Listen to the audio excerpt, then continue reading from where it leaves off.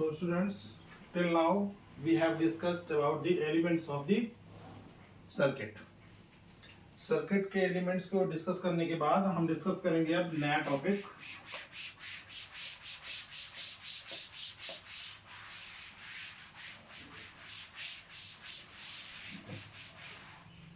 और नया टॉपिक है electric power.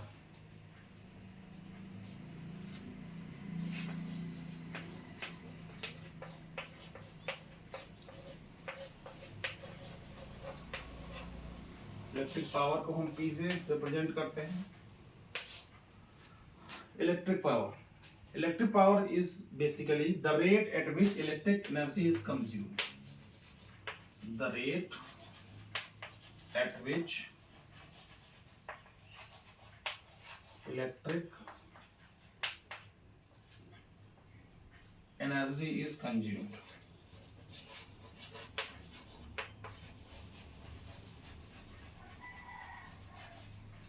Here the rate at which electric energy is consumed, and its formula is P equals to V into I, where P is power, V is potential difference, and I is current. P equals to VI, where power is P is power, whose unit is watt, potential difference is whose unit is volt, and current whose unit is ampere. It is represented by W, it is by V, and it is by A. We can also write this P equals to VI as P equals to V जो है, V क्या है हमारा, V equals to होता है IR, तो IR into I, इसको हम लिख सकते हैं I square R. So P equals to I square R. This is another form of this equation, P equals to VI. P equals to I square R. We can also write this P equals to V into V upon R. I equals to what? V upon R. So P equals to V square upon R. This is again another form of the equation. So first form is P equals to VI. Then another form is P equals to I square R, और उसका अगला form है P equals to V square upon R. ये हो गया। तो ये है हमारा इलेक्ट्रिक पावर। इलेक्ट्रिक पावर क्या है? The rate at which electric energy is consumed. उसका फॉर्मूला होता है P equals to VI, जिसमें P पावर है, इसकी यूनिट है वॉट, V है हमारा पोटेंशियल डिफरेंस, जिसकी यूनिट है वोल्ट, और I है हमारा करंट, जिसकी यूनिट है एम्पियर। V को जब हम ओपन करते हैं, V हमारा होता है V equals to IR, I into I is I square and this is R, so P equals to I square R. And अगर हम I को ओपन करते हैं तो I होता है हमारा V upon R, तो मल्टीप्लाई करते हैं V का V से, तो V square upon R, so this power equals to V square upon R. तो ये है हमारा इलेक्ट्रिक पावर। अब हमारा नेक्स्ट टॉपिक है इलेक्ट्रिकल एनर्जी।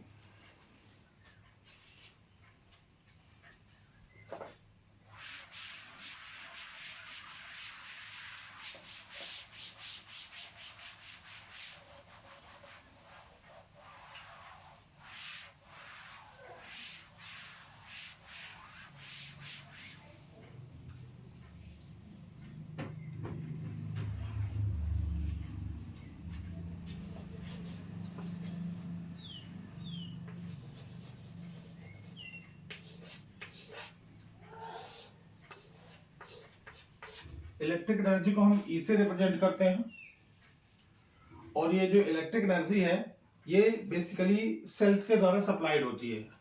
तो क्या है? It is supplied by the cell.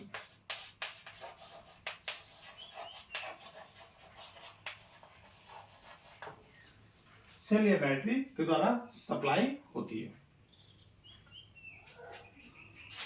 This equals to power into time.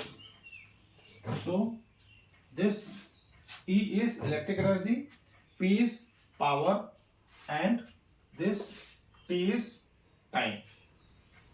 So power unit is kilowatt, time unit is hour. So this electric energy is kilowatt hour.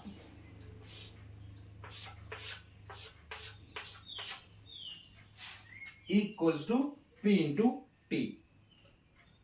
अब जैसे bill आता है, electricity का bill आता है, तो bill basically क्या होता है उसको देखेंगे।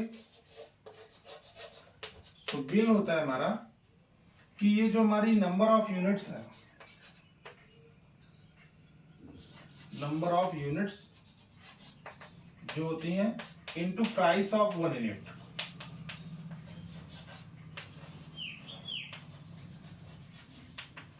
वन यूनिट का क्या प्राइस है वो, और नंबर ऑफ यूनिट्स जो होती हैं। तो अब इसमें आता है कि वन यूनिट क्या होती है। तो बेसिकली जो वन यूनिट होती है वो होती है हमारी 1 किलोवाट आवर की, 1 किलोवाट आवर के। और 1 किलोवाट आवर जो होता है वो होता है हमारा 3.6 into 10⁻6 joule.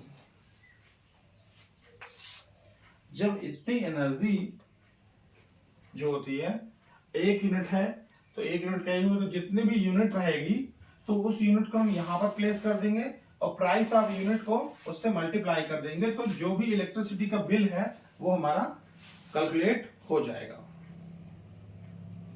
Is it okay? हाँ, तो ये हमारा इस तरीके से हमने सीखा कि इलेक्ट्रिकल एनर्जी क्या होती है। इलेक्ट्रिकल एनर्जी बेसिकली किसके द्वारा सप्लाई होती है? सेल या बैटरी के द्वारा सप्लाई होती है। और ये जो इलेक्ट्रिक एनर्जी है वो पावर इंटू टाइम होता है। पावर को हम कैलकुलेट करते हैं किलोवाट में और टाइम हमारा आवर्स में। तो जो किलोवाट आवर है ये हमारा एक यूनिट कहलाता है और ये 3.6 इंटू 10⁻6 जूल के बराबर होता है। ये जो बिल है, बिल में क्या करते हैं, नंबर ऑफ यूनिट, जितनी भी यूनिट्स होती हैं उसको प्राइस ऑफ यूनिट से मल्टीप्लाई कर देते हैं, तो हमारा इलेक्ट्रिसिटी का बिल कैलकुलेट हो जाता है।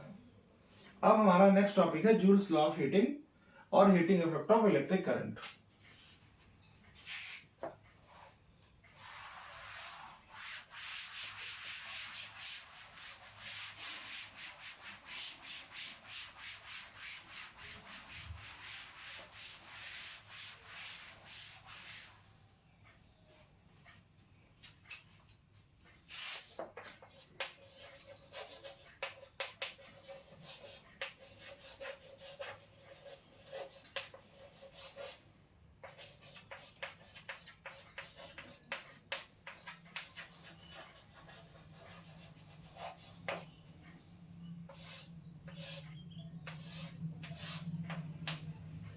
ये heating effect of electric current. तो heating effect of electric current जो होता है वो क्या है? बेसिकली इसको हम डिफाइन करते हैं कि जब किसी कंडक्टर में करंट पास होता है, जब किसी कंडक्टर में, ये कंडक्टर हो गया, इसमें करंट पास हुआ, तो ये पर्टिकुलर टाइम, जितने टाइम के लिए पास होगा तो ये हीट हो जाता है। और इस हॉट, जब ये हॉट हो गया तो हीट प्रोड्यूस करता है। तो ये हमारा होता है हीटिंग इफेक्ट। अब ये हमारा देगा जूल्स लॉ ऑफ हीटिंग। तो joules law of heating,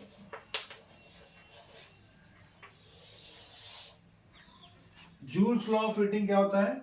It is basically the heat produced is directly proportional to the I square, where I is current. It is directly proportional to resistance of the conductor, and it is also directly proportional to the time. So combinedly we can say it H equals to I square RT. This is Joule's law of heating. This is joules law of heating.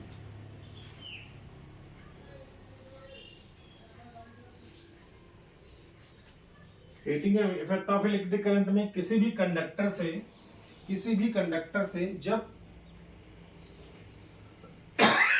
Current pass होता है तो वो hot हो जाता है, और जब वो हॉट हो जाता है तो हीट प्रोड्यूस करता है, और हीट प्रोड्यूस होने की वजह से उसमें हीटिंग इफेक्ट जो है वो कैलकुलेट करते हैं हम, उसको जूल्स लॉ ऑफ हीटिंग के द्वारा कैलकुलेट कर सकते हैं, जिसमें जूल्स लॉ ऑफ हीटिंग में जो हीटिंग है वो करंट के स्क्वायर के डायरेक्टली प्रोपोर्शनल होता है, रेजिस्टेंस के जो कंडक्टर का है उसके डायरेक्टली प्रोपोर्शनल होता है, और टाइम के डायरेक्टली प्रोपोर्शनल होता है। इसलिए उसको हम कंबाइंडली जब लिखते हैं तो आई स्क्वायर आर टी लिखते हैं।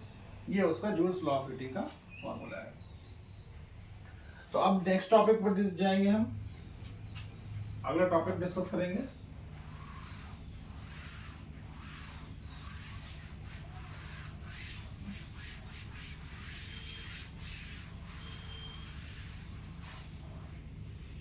अब हमारा प्रैक्टिकल एप्लीकेशन देखेंगे कि हमारा प्रैक्टिकल एप्लीकेशन क्या है।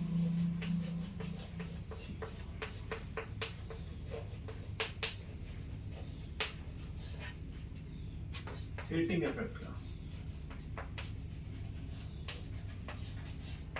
Heating effect of current.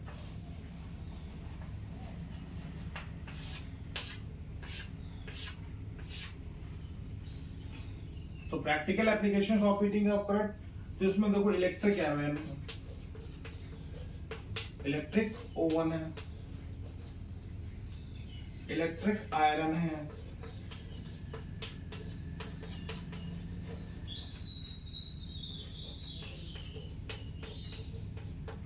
Electric kettle है,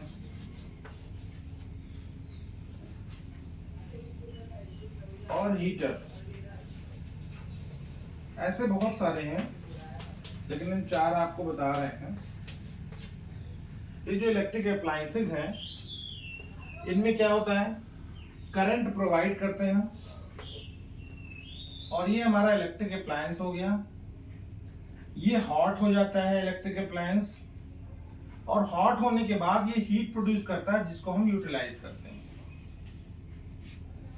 ओवन में आप जानते ही हैं कि कोई भी सामान रखते हैं उसको गर्म करके फिर उसको यूज करते हैं। सिमिलरली आयरन केटल में भी, और इसी तरह हीटर में भी। ये हमारा रहा practical application of electric current. Practical application जो है हीटिंग इफेक्ट का, वो हमारा ये था।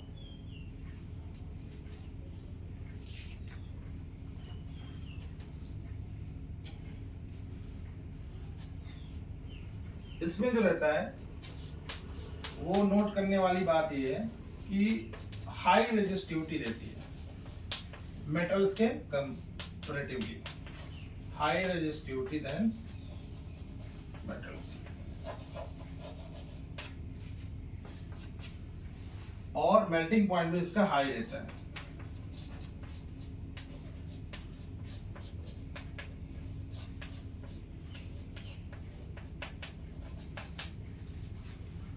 रेजिस्टिविटी हाई रहती है और इसका मेल्टिंग पॉइंट भी हाई रहता है। अब नेक्स्ट टॉपिक हम कवर करेंगे, उसके पहले देख लेते हैं practical applications of heating effect of electric current. इसमें ओवन है, आयरन है, केटल है और हीटर है। इनको हम यूज करते हैं, ये हॉट होते हैं और हॉट होने के बाद हीट प्रोड्यूस करते हैं, उस हीट को हम यूटिलाइज करते हैं। ये हाई रेजिस्टिविटी देन मेटल्स होती है। मेटल्स की जो भी रेजिस्टिविटी होती है उससे हमेशा ज्यादा होती है इनकी रेजिस्टिविटी जिस मटेरियल का हम यूज करते हैं, और इसका मेल्टिंग पॉइंट भी हाई होता है।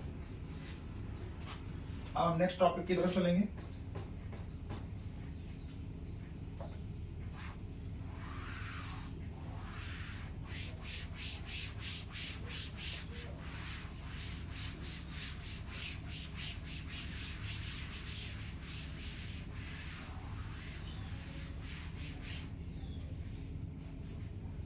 नेक्स्ट टॉपिक है हमारा इलेक्ट्रिक बल्ब।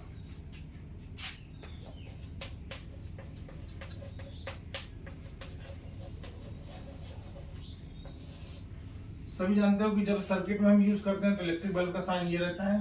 इसको हम ऐसे भी कर सकते हैं और या फिर सिंपली हम इसे ऐसे ही कर सकते हैं। ये हमारा इलेक्ट्रिक बल्ब है। इलेक्ट्रिक बल्ब जो होता है उसमें क्या रहता है, फिलामेंट। फिलामेंट बना होता है टंगस्टन का,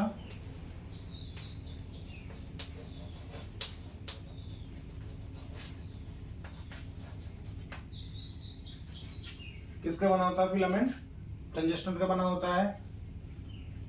और फिलामेंट जो होता है उसको हीट करते हैं। क्या होता है, हीट होता है। हीट के बाद जैसे ये हीट हो जाता है तो ये लाइट को इमिट करता है। फिलामेंट क्या है, हीट प्रोड्यूस करता है जिसकी वजह से वो लाइट को इमिट करने लगता है। इसका जो रेजिस्टेंस होता है वो हाई होता है और मेल्टिंग पॉइंट भी हाई होता है।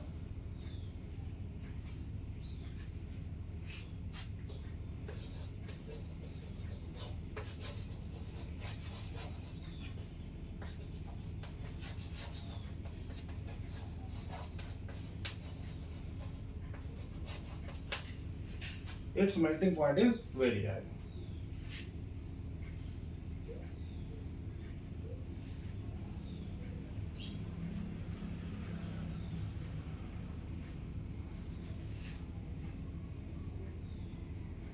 So अब नेक्स्ट टॉपिक है हमारा इलेक्ट्रिक फ्यूज।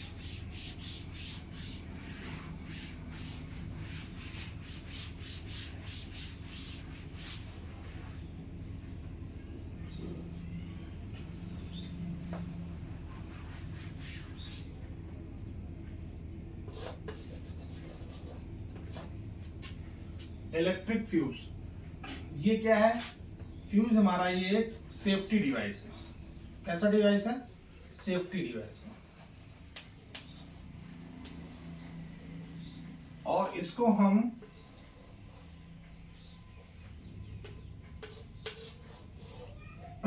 किसी भी इलेक्ट्रिक अप्लायंस के पहले लगाते हैं। ये इलेक्ट्रिक अप्लायंस हो गया,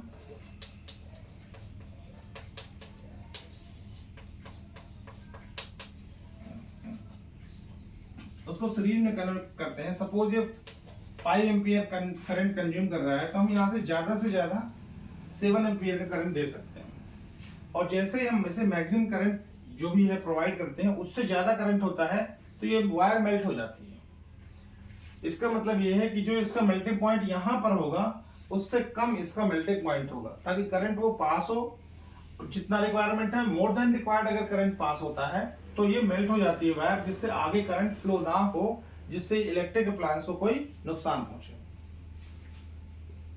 तो ये हमारा इलेक्ट्रिक फ्यूज है।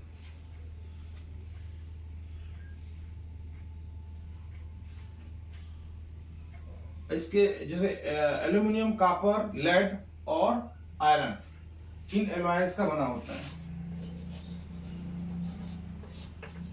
एल्यूमिनियम, कॉपर, लेड और आयरन, इनके एलॉयज से मिलके ये बना होता है जो इलेक्ट्रिक फ्यूज होता है। जो फ्यूज वायर होती है वो इससे मिलके बनी होती है। इनकी अपनी एक रेटिंग होती है, इलेक्ट्रिक रेटिंग, और वो होती है 1 ampere, 2 ampere, 3 ampere, 4 ampere, 5 ampere, 10 ampere, ऐसे ही इनकी रेटिंग होती है। और ये फ्यूज वायर इसी रेटिंग के बिहाफ पे मार्केट में आपको मिल जाते हैं। जो इसकी रेजिस्टिविटी होती है वो हाई होती है। इट हैज हाई रेजिस्टिविटी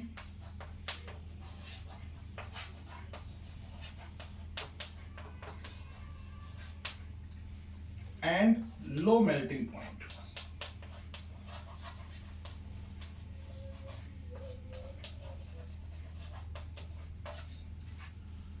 क्या होती है इसकी रेजिस्टिविटी,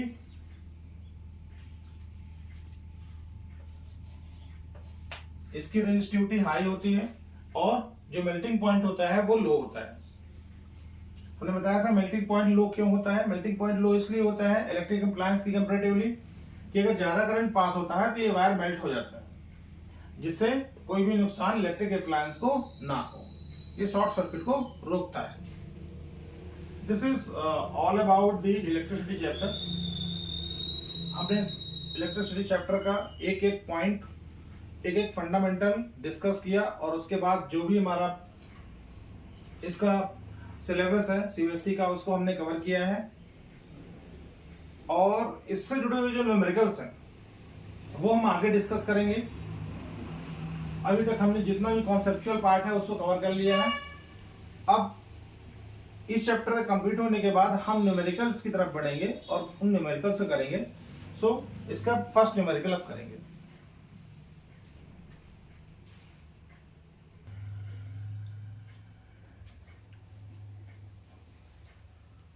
ये रहा हमारा फर्स्ट क्वेश्चन, जिसमें कह रहा है an electric source can supply a charge of 500 coulomb. तो चार्ज कितना दिया हुआ है? 500 कूलम। चार्ज को किससे रिप्रेजेंट करते हैं? Q से, और हमने लिखा Q इक्वल्स टू 500 कूलम। ये दिया हुआ हमारा। If the current drawn by a device is 25 milli ampere. तो करंट कितना दिया हुआ है? Current is I 25 milli ampere. Find the time. चाहिए क्या हमको? टाइम चाहिए। देखो 500 कूलम दिया हुआ है और ये दिया हुआ है, तो Q क्या होता है हमारा? I into T. ये फॉर्मूला हमने स्टार्टिंग में डिस्कस किया था, Q equals to I T. I हमारा मिली एम्पियर में दिया हुआ है, जो हमने बताया था अदर यूनिट्स में, जो अदर पॉपुलर यूनिट्स में हमने डिस्कस किया था कि 25 मिली एम्पियर होता है, तो उसके एम्पियर में चेंज कर लेंगे SI यूनिट में। तो जाएगा 25 into 10 to the power -3 ampere. और टाइम, तो ये हमारा हो गया 500 equals to 25 into 10 to the power -3 into t. और टाइम हमको चाहिए, तो t equals to 500 upon 25 into 10 to the power -3। अब यहां से इसको कट करेंगे तो 2 टाइम्स और ये 0, और ये ऊपर जाएगा तो प्लस में हो जाएगा, तो 20 इंटू 10 टू द पावर 3। तो टाइम हमारा कितना आ गया बेटा? ये आ गया 20, और 10 टू द पावर 3 का मतलब 1000, सो इट इज 20,000 सेकेंड्स। तो इसका आंसर आ गया 20,000 सेकेंड्स। अब हम डिस्कस करेंगे क्वेश्चन नंबर 2। ये आपका क्वेश्चन है, ये 2024 में आ चुका है सीबीएसई में। 2024 में ये क्वेश्चन पूछा जा चुका है, इसलिए इंपॉर्टेंट है। ऐसे जो कॉन्सेप्ट्स हैं, इन कॉन्सेप्ट के बेसिस पे, इन फॉर्मूलाज के बेसिस पे सीबीएसई फिर से क्वेश्चन पूछ सकता है, तो ये इंपॉर्टेंट होते हैं। अब हम नेक्स्ट क्वेश्चन डिस्कस करेंगे।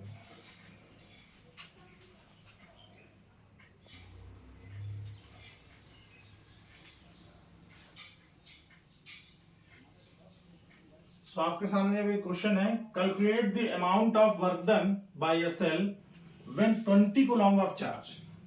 तो इसमें क्या गिवन है बेटा? चार्ज गिवन है।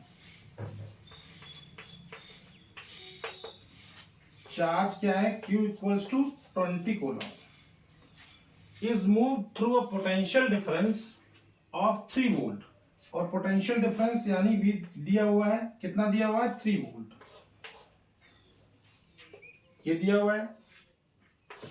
तो जब एक चार्ज कोई, सपोज पॉइंट A है और ये B है, यहां से यहां मूव करता है, और चार्ज कितना है? 20 कूलम, और इनके बीच का जो पोटेंशियल डिफरेंस है वो कितना है?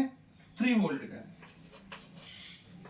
और 20 कूलम चार्ज मूव कर रहा है। तो इसके लिए एक फॉर्मूला था, और वो पूछ रहा है कि कितना वर्क डन उसने किया। क्या पूछ रहा है? कैलकुलेट करने के लिए वर्क डन। तो इसके लिए फॉर्मूला क्या था? W equals to Q into V. तो 20 कूलम चार्ज और ये इंटू 3, ये हमारा आ गया 60 जूल। तो वर्क डन जो आया वो आया 60 जूल। तो इसमें किसी भी क्वेश्चन में सबसे पहले जैसे ही आप पढ़ते हैं तो देखना कि क्या फाइंड आउट करना है। जो भी गिवन है उसको आप लिखेंगे तो आपको ये आइडिया लग जाएगा कि किस फॉर्मूले का यूज होना है, जो गिवन होती है वैल्यू उससे, और सिंपली फॉर्मूला को पुट करके फिर उसकी वैल्यू आप फाइंड आउट कर सकते हैं। Thank you.